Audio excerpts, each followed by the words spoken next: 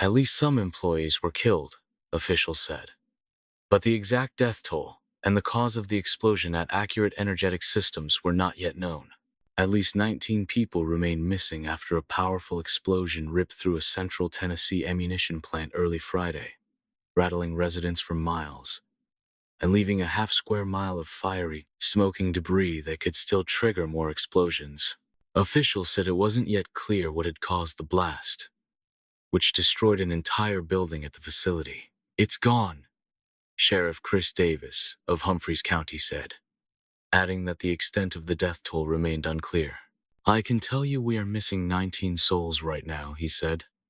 "It's hell on everybody," he later added. The chaotic and volatile situation was unleashed by an explosion on the early shift, followed by a series of smaller blasts that might have been munitions. Families of missing employees gathered at one gate of the plant, waiting for hours to hear if their loved ones had survived.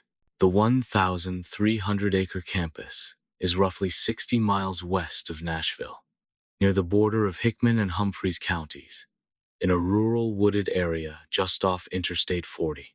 The explosion was strong enough to rattle homes at least a dozen miles away and generate a plume of smoke that showed up on the weather radar of a Nashville television station. Nathan Burchard, whose girlfriend Rachel Woodall works the early shift at the plant, was among those waiting outside the gates for more information. "Please pray for my girlfriend," he wrote on Facebook. The facility in Bucksnort, Tennessee, is operated by Accurate Energetic Systems, a company that produces TNT and several other explosives used by the military and mining companies. The plant employs around 75 people spread across 5 production facilities and a lab who load, assemble, and pack explosive charges and munitions. The jolt was so powerful that people who lived miles away thought it had happened on their own property. "It was that strong and that loud," said Lauren Rourke, who was just waking up at home in nearby McEwen. One of her children ran into the room saying they could see smoke outside. At a gas station in McEwen, Ashley Doran, 29, said, "Everyone is talking about it." She recalled there being a similar blast at the plant over a decade ago.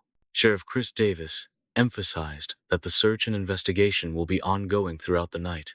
He said that while the munitions in the plant have chemical components, residents near the site of the blast do not need to take any further precautions. People who had gathered outside the munitions plant for news of the missing were later summoned into a building, presumably for an update. The group appeared deeply anxious,